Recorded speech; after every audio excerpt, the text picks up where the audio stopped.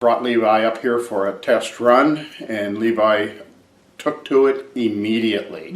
Immediately he knew it was about communication. And if there's one thing these autistic people need to do, especially the nonverbal ones, is to properly communicate their needs, their wants, their desires, and the situation they might be in. So I began bringing Levi up here for 2-3 hour sessions. I was immediately amazed by the focus my son had on the lesson at hand. Even though there were YouTube videos of his favorite subjects, trains, fire engines, and fire helicopters going off right next to the computer, yet he focused entirely on the lesson at hand. And it was demanding of him. He didn't know exactly what was required of him, but he took to it immediately.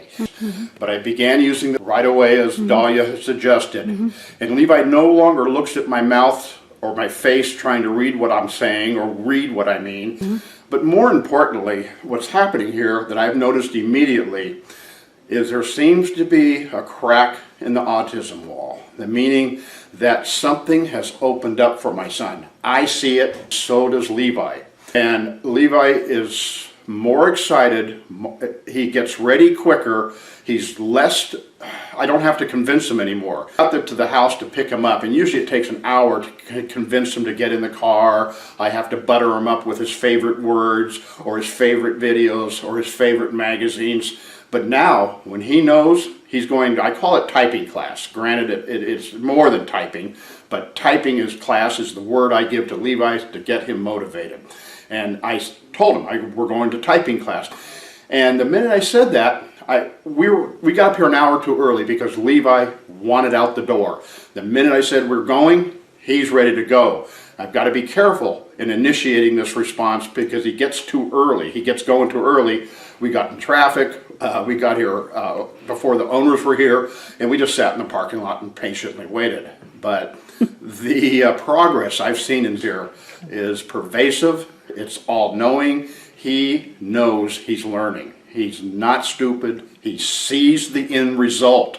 He is able to go through a litany of lessons in there for 3-4 hours. I really don't know what his capacity is because he's never shown irritation or boredom. He is not bored. Have you ever typed? He's never typed before. I have tried to, and he gets frustrated because he doesn't understand the letters at first. Now he seems to understand letters because when I put him on a regular computer and I make him type in whatever he wants to search for in the YouTube, he types in trains, and that is the word he recognizes right away. When I take him to school, to his training facility, a group home training facility is what it is. It's not really a school, but there he learns to live in a group home. He's resisting. There again, he knows the difference between that training facility and learning something. It's evident. His enthusiasm is apparent. It's readily, you can see it. We have a lot to go. We have miles and miles to go here. But the learning is apparent. Levi can type fire engines. Levi can type trains. He couldn't do it. He can do it now. Teachers were shocked. Why? Because they had never seen Levi type before. They have tried. They do similar exercises there, but it's not in the same methodology here. The protocol and the methodology is far different. You know, it's streamlined for autistic spectrum people here rather than a group herd mentality type of teaching.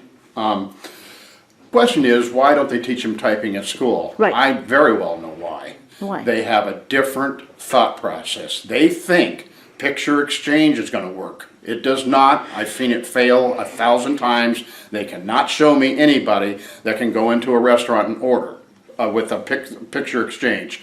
Pivotal response training does not work, at least in my experience. I've seen no improvement when Levi's been taught that way. Discrete trial training. That was another thing that did not work.